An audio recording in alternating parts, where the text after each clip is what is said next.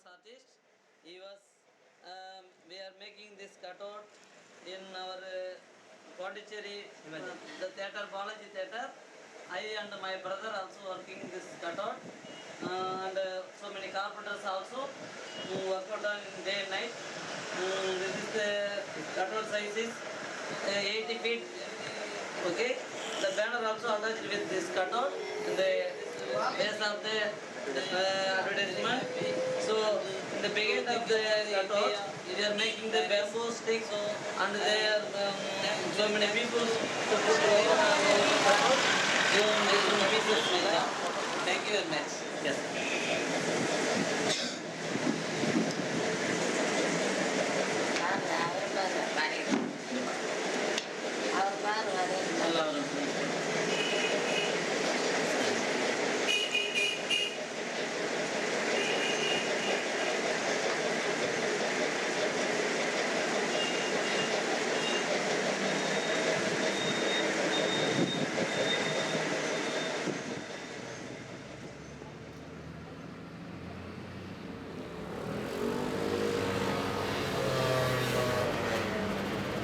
L'histoire d'FTL, ça commence à 4 photographes qui sont en admiration devant la mission photographique de la Datar.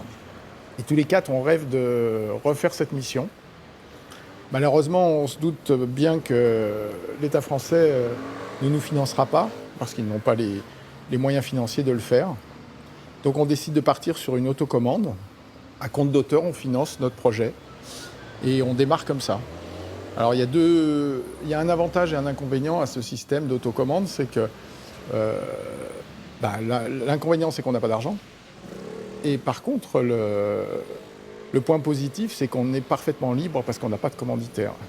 Et du coup, on décide vraiment de profiter de cette liberté et on se fixe des règles qui sont de prendre notre temps pour réaliser ce projet et aussi on se donne le droit de se tromper. Et ça, c'est quand même un luxe inestimable. Du coup, on part... on ne pouvait pas faire ce projet sans avoir une question à se poser. C'est-à-dire qu'on ne pouvait pas partir comme ça dans la nature, chacun faisant ce qu'il avait envie de faire. Il fallait quand même qu'on ait un cadre, mais il fallait qu'il soit le moins restrictif possible et le plus simple. Donc on se pose tout simplement la question, qu'est-ce que la France aujourd'hui ? Donc un territoire est relié à une notion de temporalité, un instant T.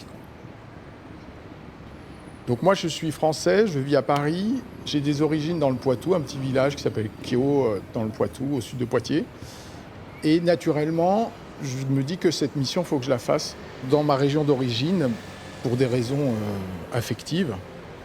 Et je pars... sur l'idée de travailler sur les berges. Ce petit village est au bord d'une rivière et je décide de faire un projet sur les berges de la Vienne, la rivière.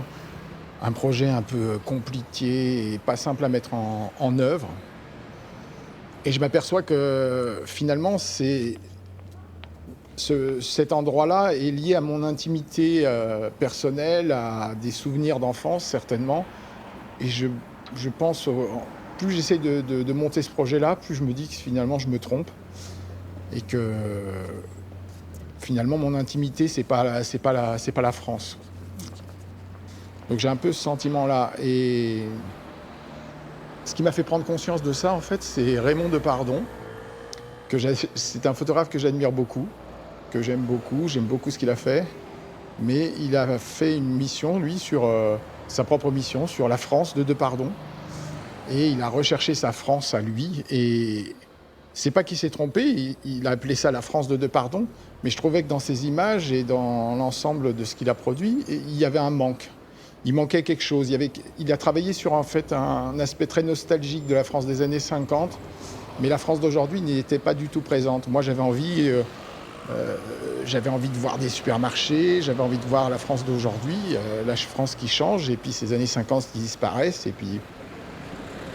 presque aujourd'hui, on peut considérer qu'il n'y a plus, que c'est que des vestiges des années 50 et qu'il n'y a plus rien. Donc moi, je repars à zéro et je me dis, qu'est-ce que la France aujourd'hui ? Donc entre la France de Depardon et ma France à moi, je me dis, il y manque quelque chose. Ce qui manque, c'est effectivement ces zones commerciales, ces entrepôts Ikea, les ronds-points. C'est une espèce d'uniformisation du territoire. Il y a la mondialisation, il y a la normalisation. On est perpétuellement entouré de produits qui viennent d'ailleurs, par exemple des produits qui sont fabriqués en Chine. On est habillé avec des habits qui viennent d'Inde et que tout le monde porte à la fois en France et dans d'autres pays. Il y a cette idée de mondialisation que je voudrais traiter. Et comment la traiter en images, c'était le sujet que j'étais en train de mûrir. Donc je me suis dit, je vis à Paris, c'est la capitale de la France, et je vais essayer de traiter Paris dans la mondialisation. À côté de ça, je pars tous les ans en Inde. J'ai le privilège d'avoir des mécènes qui me mécènent pour partir 1 ou 2 mois tous les ans et travailler sur l'Inde. Et moi, j'aime beaucoup ce pays parce que c'est un pays qui digère tout. Ils ont digéré les Anglais, ils ont digéré la numérisation, le numérique à l'échelle mondiale. Ils digèrent Hollywood en créant Bollywood. Voilà, j'ai une espèce de fascination pour ce pays parce qu'il s'adapte à tout, ce qui vient d'ailleurs, et ils l'ingurgitent et le ressortent à leur sauce. Donc je me suis dit, tiens, je vais essayer de voir comment eux pourraient digérer notre pays, comment ils pourraient faire pour digérer Paris. Et j'ai l'idée de proposer ça à des peintres d'affiches publicitaires car avant, en Inde, toutes les affiches sont peintes à la main. Et depuis l'apparition du numérique, ce métier-là disparaît et beaucoup de peintres se retrouvent un peu sans travail. Et je leur propose de coloriser mes photos de Paris en noir et blanc, des tirages noir et blanc, donner un peu de couleur à cette ville musée un peu terne.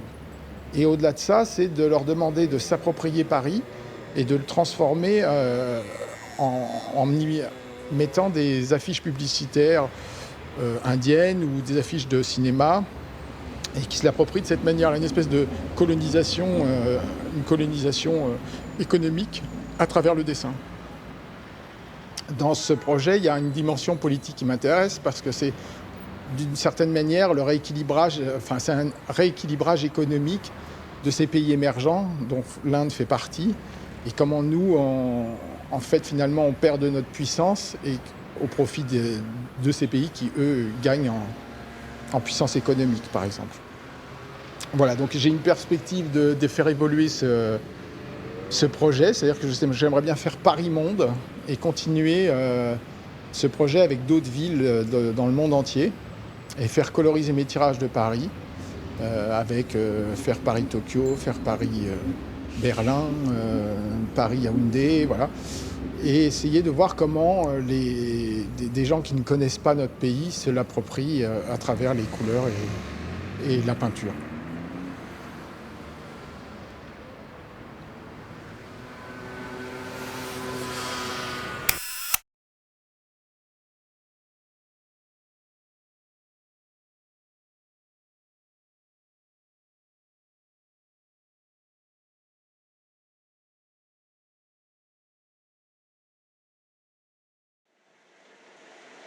I feel very happy about this painting.